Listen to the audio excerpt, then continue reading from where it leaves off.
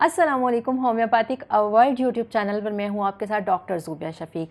नाज़रीन, homeopathic legend doctor Amanullah Bismil साहब हस्बे मामूल हमारे साथ मौजूद हैं।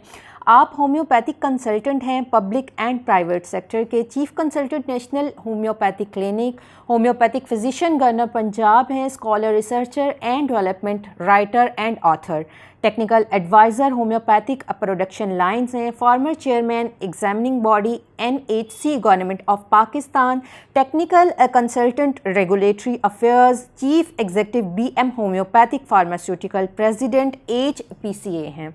तो आज का प्रोग्राम जो है वो बहुत ही ज़्यादा स्पेशल होने वाला है, क्योंकि आज के प्रोग्राम में हम जिस प्रॉब्लम को डिस्कस करने वाले हैं बहुत ही कॉमन प्रॉब्लम है।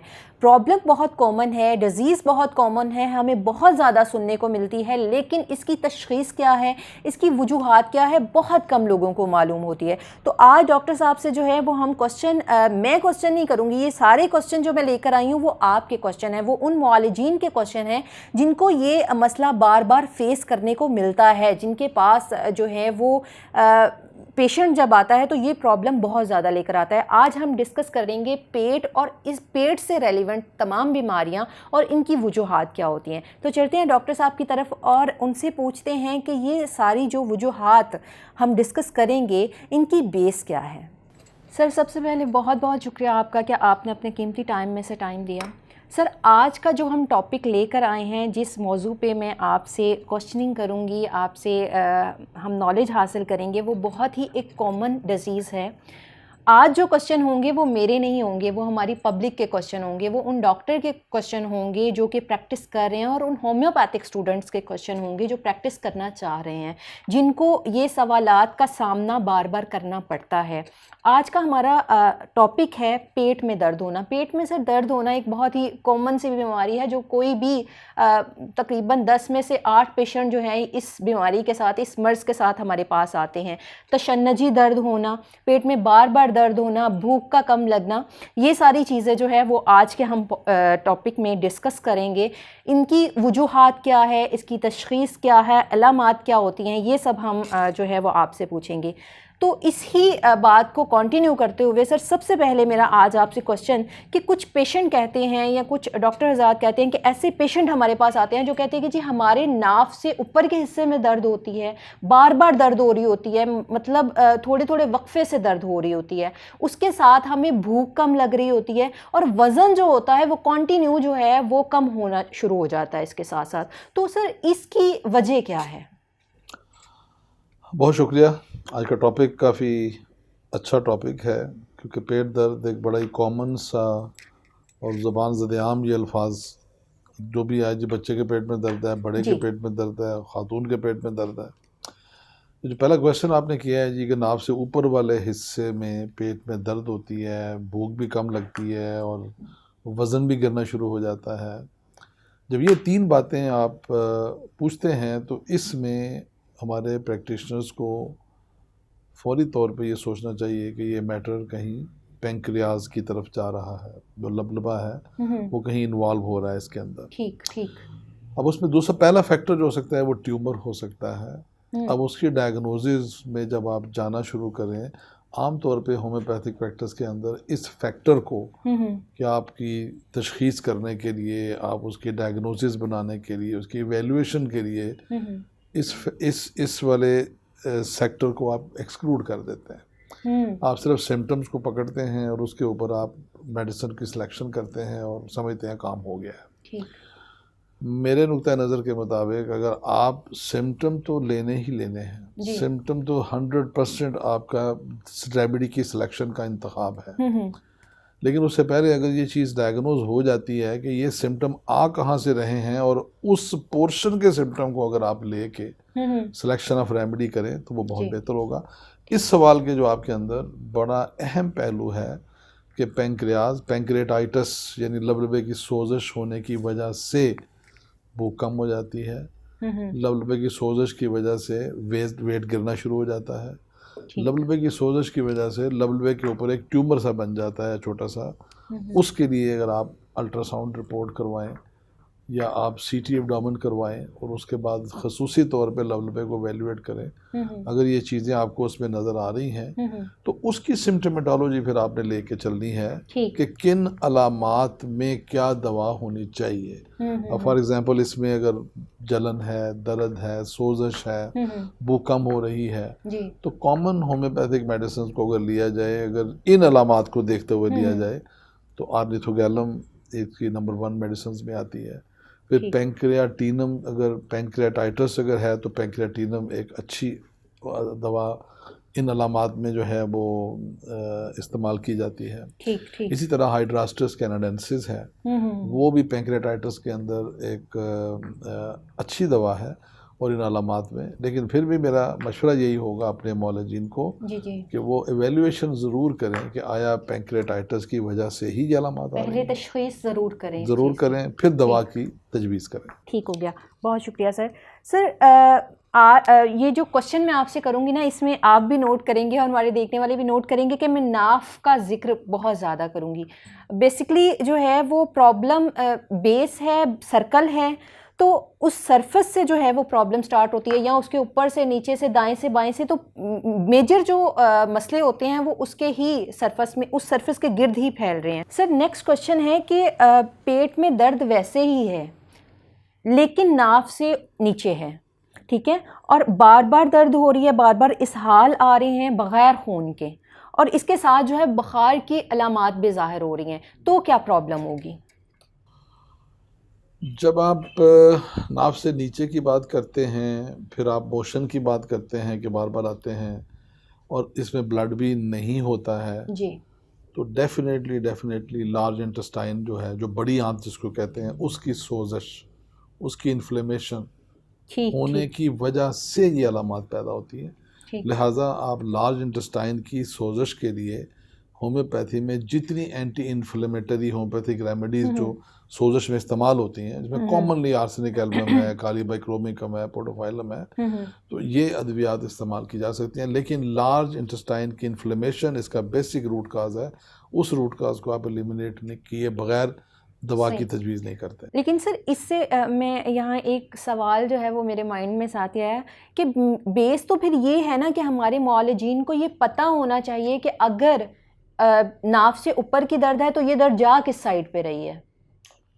मतलब जो नहीं, मुझे लगता है कि बहुत कम होता है कि हमें ये इन्फॉर्मेशन होती है कि लेफ़्ट साइड हमने कुछ रटी रटाई दवाइयाँ याद की होती हैं, लेफ़्ट की ये, राइट की ये, ऊपर की ये, नीचे की ये, और बस। बुनियादी तौर पे जब तक मुआलिजीन, प्रैक्टिशनर और जो हमारे अब आने वाले प्रैक्टिशनर जो होम्योपैथिक फाइनल ईयर के स्टूडेंट्स हैं, जी, जब तक वो बॉडी की एनाटॉमी एंड फिजियोलॉजी से उनकी वाकफियत नहीं होगी, उन्हें ये पूरी तरह से मालूमात नहीं होंगी कि पेट एक बहुत बड़ा जो है आपका बॉडी का जुज़ है, और इस पेट के जुज़ के अंदर पेट के दाईं तरफ के आर्गन कौन से हैं, बाईं तरफ के कौन से हैं, नाभ से ऊपर वाले आर्गन कौन से हैं, नाभ से नीचे कौन से हैं, खातून है तो उसके लेफ़्ट साइड एब्डोमेन में क्या पड़ा है, राइट साइड एब्डोमेन में क्या पड़ा है, ये मालूमात होना बेहद ज़रूरी है तशख़ीस के लिए और दवा की तजवीज़ के लिए। ठीक हो गया। अच्छा सर, कुछ पेशेंट का ये कहना होता है कि उनके पेट में दर्द तो हो रही होती है, नाभ से नीचे दर्द हो रही होती है, और उसके साथ उन्हें जो इसहाल आ रहे होते हैं वो खून के साथ, म्यूकस के साथ आ रहे होते हैं, ठीक है, और इसके साथ उनकी तबीयत बहुत ज़्यादा बोझल होती है, वो बहुत ज़्यादा स्लो डाउन हुए होते हैं, तो इसकी वजह क्या होती है? अगर तो बुखार भी है और उसके साथ साथ खून भी है, खून के साथ साथ म्यूकस भी आ रही है, नोज़ियाटिक फीलिंग भी हो रही है, तो ये बड़ी आंत की सोजश की निशानी है। ठीक, ये बड़ी आंत की सोजश की निशानी है, और इसमें किसी भी सूरत में हम अल्सरेटिव कोलाइटिस जो है, यानी कोलन जो है आपकी, उसकी सोजश जिसको अल्सरेटिव कोलाइटिस का नाम दिया जाता है, उसकी अलामात फिर आगे मरीज आके एक्सप्लेन करता है आपको, तो उसको आप एक्सक्लूड नहीं कर सकते। अब अपनी तशखीस में अल्सरेटिव कोलाइटिस को ज़हन में रखें, उसकी डायग्नोसिस को ज़हन में रखें, और फिर उसके लिए आप देखें कि मेडिसिन में जो है वो आर्सेनिक एल्बम इसकी एक बहुत बड़ी दवा मानी जाती है, मर्क्यूरियस कोरेसिव इसकी एक बहुत बड़ी दवा मानी जाती है। लेकिन मेरा इन दवाओं के बताने का मतलब ये हरगिज़ नहीं है कि सुबह ही जाके ये दवाइयाँ उठा के मरीज़ इस्तेमाल करनी शुरू कर दे। अपने मुआलज से रब्ता करें। हमारे होम्योपैथिक मुआलजीन और हमारे होम्योपैथिक स्टूडेंट्स जो हैं उन्हें ये नॉलेज होना चाहिए, ये मालूमात मेरे और उनके मालूमात में होनी चाहिए कि जब लार्ज इंटेस्टाइन में इन्फ्लेमेशन पैदा होती है तो अल्सरेटिव कोलाइटिस से पैदा होने वाली अलामात में मरीज़ को बार बार असहाल आना, बार बार म्यूकस आना और उसके अंदर पहाने में आना, पेट में मरोड़ फिरना, इन अलामात से ये चीज़ पैदा होती है। ठीक होगी। अच्छा सर, कुछ लोगों की शिकायत ये होती है कि उनको पेट में नाफ्स के निचले हिस्से में दर्द होता है, उनको डायरिया तो होता है, उनको इसहाल आते हैं, लेकिन खून और मरोड़ के बगैर, बुखार भी कभी कभार होता है, तो इसकी रीज़न क्या होती है? देखिए, जिस वक्त पेट के निचले हिस्से में दर्द होती है अमूमन उनको डायरिया भी होता है और डायरिया के अंदर ब्लड नहीं आ रहा होता जी।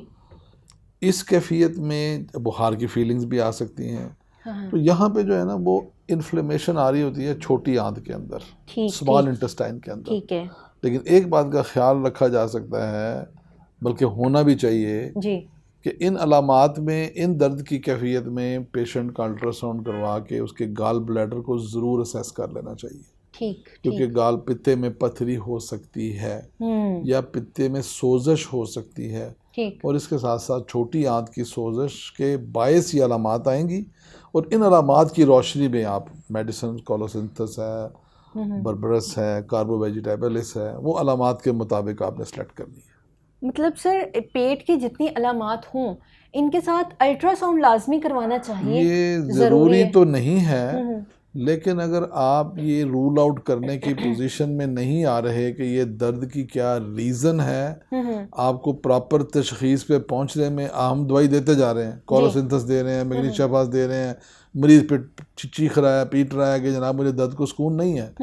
हमें पता ही नहीं है कि दर्द की रीज़न क्या है, दर्द की तशखीस ही नहीं हुई तो दवा की तजवीज़ कैसे काम करेगी। ठीक हो गया। तो उस मरहले पे जहाँ पे आप देखें कि भी यहाँ ज़रूरी है तशखीस के लिए कोई ना कोई डायग्नोस्टिक एवेल्यूएशन इस्तेमाल करना, वहाँ ज़रूर करनी चाहिए, जहाँ ज़रूरत ना हो वहाँ मत करें। ठीक हो गया। अच्छा सर, ये एक सवाल मेरे माइंड में आया है कि कुछ लोग जो हैं, कुछ मुआलिजीन जो हैं, वो एक मेडिसिन शुरू करवाते हैं किसी प्रॉब्लम को ठीक करने के लिए। वो प्रॉब्लम एक पॉइंट पे आके रुक जाती है ठीक होना, मतलब कोई दर्द है तो वो कम हुआ और वहाँ पे रुक गया, लेकिन वो मुआलिजीन उस मेडिसिन को कहते हैं खाई जाओ खाई जाओ, तो क्या ये ठीक होता है? नहीं, ऐसा नहीं है। बुनियादी तौर पे हर मेडिसिन का एक टाइम पीरियड है। ये नहीं है कि एक फ़र्द ने अगर आर्सेनिक एल्बम शुरू की है, उसको मैदे में जलन है तो वो 6 महीने से आर्सेनिक एल्बम ही खाई जा रहा है। मतलब उसको शुरू में ठीक हुई है कुछ, लेकिन एक पॉइंट पे रुक गई है। अगर वो रुक गई है तो इसका मतलब ये हुआ कि वो जो तशखीस की जानी चाहिए थी उस दवा की तजवीज़ के लिए वहाँ की लैकिंग आ रही है। ठीक हो गया। ठीक है। अच्छा सर, कुछ लोग ये शिकायत भी करते हैं कि नाफ से ऊपर दाएं जानिब हमें दर्द हो रही है और वो दर्द जो है वो सीना में भी आ रही है, वो पुश्त पे भी जा रही है, हमारे कंधों तक जो है वो एक जकड़न फील हो रही होती है और बुखार नहीं होता इसके साथ, लेकिन ये अलामात ज़ाहिर हो रही होती हैं कि पेट से दर्द जो है वो बैकबोन की तरफ जा रही होती है, कंधों की तरफ जा रही होती है, सीने की तरफ आ रही होती है। तो इसकी रीज़न क्या होती है?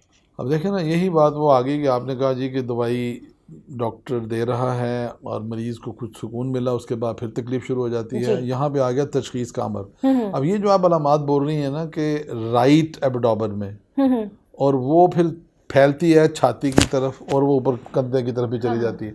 अब ये बड़ी टिपिकल सिम्टम होती है। हमें हमारे प्रैक्टिशनर्स और हमारे जो होम्योपैथिक स्टूडेंट्स हैं उन्हें ये लाजमी मालूमात होनी चाहिए कि जब मरीज़ इन अलामात की शिकायत करेगा कि दर्द इस तरह शुरू हो रही है, इधर से इधर को जा रही है, चेस्ट से निकल के मेरे शोल्डर में जा रही है, ये पित्ते की दर्द की एक बड़ी टिपिकल इंडिकेशन है। लिहाजा गाल ब्लैडर को डायग्नोज करने के लिए कि गाल ब्लैडर में सोजश है, गाल ब्लैडर में पथरी है, मतलब क्या है, कोलिसिस्टाइटिस है, कोलिलाइथिसिस है, यानी पित्ते के अंदर पथरी पाई जा रही है या पित्ते की वॉल जो है वो सूजी हुई है, जिसकी वजह से ये अलामात आ रही हैं। अब यहाँ पे हमारा वो टूल इस्तेमाल हो जाता है जो अभी अभी आपने जिक्र किया कि जी कि अल्ट्रासाउंड कराना ज़रूरी है।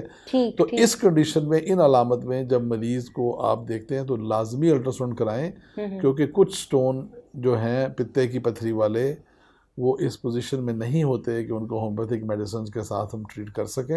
लिहाजा अगर प्रॉपर एवेल्युएट करके, डायग्नोज करके तशखीस और तजवीज़ करेंगे तो आप सही मायनों में अपने मरीज़ का इलाज कर सकेंगे। Thank you. नाज़रीन, जैसे कि आप देख रहे हैं, मैंने आपको शुरू में भी बताया कि हमारे ये जो सेशन हुआ करेंगे, ये सेशन हमारे जो प्रैक्टिस कर रहे हैं डॉक्टर हजरात, जो स्टूडेंट प्रैक्टिस करना चाहते हैं, और आम पब्लिक जो बंदा या बंदी जो पब्लिक इस प्रॉब्लम में घिरी हुई है, उन सब के लिए बहुत अफादियत के हामिल होंगे। जैसे कि सर जो हैं वो आपको एक तो प्रॉब्लम की वजह बता रहे हैं, उसको तशख़ीस करने का तरीका बता रहे हैं, और उसके साथ उसकी मेडिकेशन भी बता रहे हैं कि हाँ जी आप ये प्रॉब्लम के लिए ये मेडिसिन इस्तेमाल कर सकते हैं। तो ये आपके लिए जो है वो बहुत ही अफादियत के हामिल होंगे। अच्छा सर, कुछ लोगों को प्रॉब्लम ये होती है कि उनके नाफ से ऊपर दाएं जानिब दर्द होता है, लेकिन जब वो दूध से बनी हुई चीज़ें खाते या पीते हैं तो वो दर्द ठीक हो जाता है।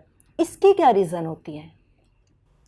दूध से बनी हुई चीज़ें जब मरीज़ इस्तेमाल करे या दूध इस्तेमाल करे और उससे उसको सुकून मिले जी, तो मकसद सीधा सीधा है कि ये मैदे की सोजश, ये पेप्टिक अल्सर को इंडिकेट कर रहा है। अब जब पेप्टिक अल्सर होता है, जब एसिडिटी डेवलप हो जाती है पेप्टिक अल्सर के बायस, तो जब अल्कली अंदर जाती है, दूध या दूध के बनी हुई अशिया क्योंकि अल्कलाइन मटेरियल होता है, तो उससे वो एसिड जो है ना वो उसको वो न्यूट्रल करती है, जो अल्कली होती है, उससे पेशेंट को रिलीफ महसूस होता है। अब इस कंडीशन में जो एवेल्युएशन बनती है पेशेंट के लिए, गैस्ट्राइटिस है, गैस की वजह से मैदे में इन्फ्लेमेशन डेवलप हो जाती है, और सिर्फ पेप्टिक अल्सर नहीं बल्कि ड्यूडिनल अल्सर को भी आप एक्सक्लूड नहीं कर सकते। इस सूरत में मैदे जो पूरा स्टोमिक है उसके अल्सर को भी आप एक्सक्लूड नहीं कर सकते। तो आपने पेप्टिक अल्सर, ड्यूडिनल अल्सर और मैदे के अल्सर, ये तीनों अल्सरेशंस को ज़हन में रखते हुए अपनी दवा की तजवीज़ करनी है, और मरीज़ अपनी अलामात इन तीनों में जब देगा तो वो आपको यही कहेगा जी कि मैं दूध पानी मिक्स कर करके एक घूंट पीता रहता हूँ, मुझे कुछ सुकून रहता है। तो आप अपनी वैल्यूएशन स्टार्ट कर दें कि ये अब इसमें फाइनल जाना है कि ये पेप्टिक अल्सर है, ये ड्यूडिनल अल्सर की अलामात दे रहा है, ये मैदे के अल्सर की अलामात दे रहा है। और इसमें होम्योपैथी में बहुत बड़ी 2-3 दवाएं ऐसी हैं जो बहुत कारआमद हैं, जिसमें ऑर्निथोगैलम नंबर 1 पे कंसिडर की जाती है। सिम्फाइटम एक बहुत बड़ी मेडिसिन है जो इसमें बहुत अच्छी कारआमद होती है। फिर पेप्सिनम है, पेप्सिनम 3C में एक अच्छी मेडिसिन है जो कि इसमें एक अच्छा रिजल्ट देने वाली दवा है। सर यहाँ पे एक क्वेश्चन कि हम मेडिसिन, मोस्ट कॉमन चीज़, हम मेडिसिन जान लेते हैं, कुछ लोग मेडिसिन का नाम सुनते हैं, ले आते हैं, इस्तेमाल करते हैं, लेकिन उनको पोटेंसी का नहीं पता होता। देखिए पोटेंसी तो ये कितनी ज़रूरी है? तजवीज़ जो है बहुत ज़रूरी है जी। पोटेंसी की तजवीज़ बुनियादी तौर पे मुआलज के अपने प्रैक्टिस और अपने स्टैंडर्ड के ऊपर होती है। कुछ मुआलजीन जो हैं वो कैंट को फॉलो करते हैं, कुछ मुआलजीन डॉक्टर झार को फॉलो करते हैं, और डॉक्टर झार ने 40 साल की अपनी प्रैक्टिस की और उसकी पूरी बुक के अंदर शायद किसी जगह पे 30 पोटेंसी का जिक्र हो। अच्छा, 36 में पूरी ज़िंदगी प्रैक्टिस की उन्होंने।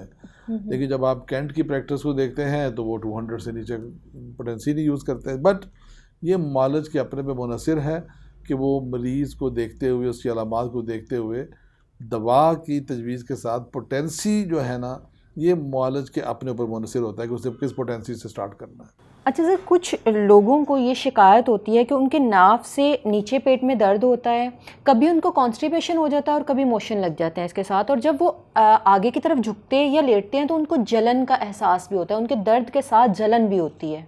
तो इसकी क्या रीज़न होती है? अगर तो पेट के निचले हिस्से में दर्द और इसके साथ कभी मोशन, कभी उसको कॉन्स्टिपेशन जी, और मरीज़ को झुकने से आगे से या लेटने से उसको ये तकलीफ़ जो है वो बढ़ जाती हो। अब इसमें ये है कि जो कॉलन होती है ना, कॉलन के जो मसल होते हैं उनकी जो कॉन्ट्रैक्शन होती है मसल्स के अंदर, ये उसकी वजह से ये अलामात पैदा होती हैं। अच्छा। और दूसरी जो वजह कॉलन की इन्फ्लेमेशन के साथ साथ या मसल कॉन्ट्रैक्शन के साथ साथ जो हमारा इसोफेगस का हिस्सा होता है, ठीक, उसमें जो मैदे में तेज़ाब या एसिड पैदा हो रहा होता है, वो एसिड जो है वो जब इसोफेगस में चला जाता है तो उस एरिया में वो एसिड जाने से भी ये अलामात पैदा होती है। ठीक हो अब गया। ये दो चीज़ों को अगर आप ज़हन में रखेंगे तो मरीज़ आपको आके कंप्लेन देगा जी कि मुझे मेरे इस जगह के ऊपर, मेरे इसोफेगस वाले एरिया के ऊपर मुझे जलन हो रही है, या मुझे ये जलन जो है मेरे खुराक की नाली की तरफ चढ़ती है। अब ये 2-3 कॉमन चीज़ें तो हैं, बड़ी आम सी सुनने में आती हैं, लेकिन इसके लिए आप ये जहन में रखें कि ये कोलाइटिस, कॉलन की जो इन्फ्लेमेशन है उसकी वजह से, इसोफेगस के अंदर स्टमक का एसिड जाने की वजह से, इसे एक्सक्लूड नहीं करना अपनी तशखीस से आपने, और इनको मद्देनज़र रखते हुए जो अलामात मरीज़ बता रहा है उसमें आप होम्योपैथिक दवा की तशखीस में देखें। उसमें कोलोसिंथस बहुत बड़ी दवाई है, फिर काली बाइक्रोमिकम एक बहुत बड़ी दवाई है, डायसकोरिया एक बहुत बड़ी दवाई है। तो ये होम्योपैथिक मेडिसिन जो हैं उसमें अलामात यकीनन इसकी सिलेक्शन हो सकती है, लेकिन तशखीस के लिए जो मैंने चीज़ें बताई हैं उन्हें ज़रूर ज़हन में रख के आगे चलना चाहिए। ठीक हो गया, बहुत शुक्रिया। अच्छा सर, कुछ लोगों को ये शिकायत होती है कि उनके एक तो पेट पे स्वेलिंग हो जाती है, उनके स्टमक में स्वेलिंग उनको फील हो रही होती है, शदीद दर्द हो रही होती है, बुखार होता है और साथ में उनको कै आ रही होती हैं और कॉन्स्टिपेशन भी होती है। तो इसकी रीज़न क्या हो सकती है? ये तो 4-5 चीज़ें जो इकट्ठी कर दी हैं कि जिसमें पेट में दर्द भी है, बुखार भी है, फिर स्वेलिंग भी है, कब्ज़ भी है और क्या भी है, पेट का एक सीरियस डिसऑर्डर बन जाता है। और इस सीरियस डिसऑर्डर को किसी भी सूरत में इग्नोर करने के बगैर पेशेंट को एग्जामिन करना चाहिए, उसका पेट एग्जामिन करना चाहिए कि उसका, अगर आप बता रहे हैं जी कि जो स्वेलिंग आती है पेट के ऊपर, ठीक है, तो स्वेलिंग देखें, पेरिटोनियम की जो झिल्ली होती है पेट की, अगर उसमें सोजिश हो जाए तो आपका पेट जो है वो सूज जाता है जी। और अगर आंतें ब्लॉक हो जाए, आंत में कोई चीज़ ब्लॉक हुई है, तो वो ब्लॉक होने की वजह से इंटेस्टाइनल ऑब्स्ट्रक्शन अगर हो जाए तो वो ऑब्स्ट्रक्शन जो है वो उस दर्द की कॉज भी करती है, वही ऑब्स्ट्रक्शन जो है वो फीवर का बायस भी बनती है, ठीक है, और वही ऑब्स्ट्रक्शन जो है वो अपेंडिसाइटिस की इंडिकेशंस को भी ज़ाहिर कर सकती है। तो लिहाजा इन तमाम चीज़ों को जहन में रखते हुए कि पेरिटोनाइटिस इंडिकेट हो सकता है, अपेंडिसाइटिस की इंडिकेशन सिम्टम आपको मिल सकती हैं, और इंटेस्टाइनल ऑब्स्ट्रक्शन की इंडिकेशन, ये तीनों चीज़ों को जहन में रख के कि इन तशखीस में से मरीज़ इशारा किस तरफ कर रहा है, उंगली फिंगर हाथ लगा के तकलीफ कहाँ पे बता रहा है, उनकी अलामात जो बता रहा है वो इंटेस्टाइनल ऑब्स्ट्रक्शन की हैं, अपेंडिसाइटिस की हैं या पेरिटोनाइटिस की हैं, उसकी रोशनी में होम्योपैथिक दवा की तजवीज़ करनी है। अच्छा सर, मेरा नेक्स्ट क्वेश्चन जो है वो ख़ास कर जो है वो फ़ीमेल्स के लिए, ख़वातीन के लिए है कि कुछ ख़वातीन के साथ ये प्रॉब्लम आती है कि उनको शदीद पेट में दर्द होता है और इसके साथ उनके पीरियड्स जो है वो 4 हफ़्ते या इससे ज़्यादा लेट हो जाते हैं। जो उनका यूरिन आ रहा होता है उसमें खून की आमेजिश होती है और उनकी दर्द जो होती है वो कंधों से होती हुई तौलीदी अज़ा तक जा रही होती है। तो ये किस चीज़ की सिम्टम्स होती हैं? अब देखिए, ये बहुत बड़ा सिम्टम है और ये अक्सर मिस हैंडल हो जाता है, अक्सर व बेशतर। मुझे अपनी 40 साल की प्रैक्टिस में ऐसे केसेस में कम से कम 10, 15, 20 दफ़ा यकीनन गुजरने का इत्तफाक हुआ। ऐसी ख़वातीन जो ये अलामात टिपिकली जो आप बता रही हैं, इनमें बग़ैर डिले किए फ़ौरन उनका अल्ट्रासाउंड करा के देखना चाहिए कि उनकी प्रेगनेंसी जो है वो यकीनी तौर पे विद इन द यूट्रस नहीं है, वो आउटसाइड द यूट्रस है। अच्छा। जिसे आप एक्टोपिक प्रेगनेंसी कहते हैं। और अगर अल्ट्रासाउंड के अंदर खातून की प्रेगनेंसी इंडिकेट नहीं होती कि खातून बिल्कुल ठीक है, कोई प्रेगनेंसी का साइन आपको आउटसाइड द यूट्रस नहीं मिलता, तो फिर इसकी जो दूसरी डायग्नोज मिलेगी वो मिलेगी गुर्दे की दर्द। फिर आप उस तरफ चले जाएंगे। फिर आप अल्ट्रासाउंड जो कराएंगे या जो आप एक्सरे कराएंगे या अगर आपने सीटी करवानी है उसकी, तो उसमें फिर आप गुर्दे की KUB, kidney, ureter and bladder को असेस करेंगे कि किडनी में, यूरेटर में जो पेशाब की नाली है या ब्लैडर में किस जगह क्या प्रॉब्लम आ रही है कि जिसके बायस ये अलामात पैदा हो रही है। ठीक हो गया सर, बहुत बहुत शुक्रिया। चूँकि ये टॉपिक जो है वो बहुत एक लेंथी है और हमारे पास टाइम की थोड़ी सी किल्लत है, तो हम इस टॉपिक को नेक्स्ट सेशन में लेकर जाएंगे और आपसे इसी के मुताबिक कुछ क्वेश्चंस करेंगे। इसी के साथ हमारे प्रोग्राम का वक्त हुआ जाता है ख़त्म। इंशाल्लाह आपसे मुलाकात होगी नेक्स्ट प्रोग्राम में। आज के प्रोग्राम के हवाले से कोई भी क्वेश्चन आपके माइंड में हो तो आप कमेंट सेक्शन में हमसे ज़रूर पूछ सकते हैं और हम आपको इसका जवाब ज़रूर देंगे। और इसके साथ साथ जो है वो होम्योपैथिक वर्ल्ड के बेल आइकन को दबाना मत भूलिएगा, इसको लाइक, सब्सक्राइब और शेयर करना भी मत भूलिएगा। इंशाल्लाह आपसे मुलाकात होगी नेक्स्ट प्रोग्राम में। तब तक के लिए दीजिए इजाज़त। अल्लाह हाफ़िज़।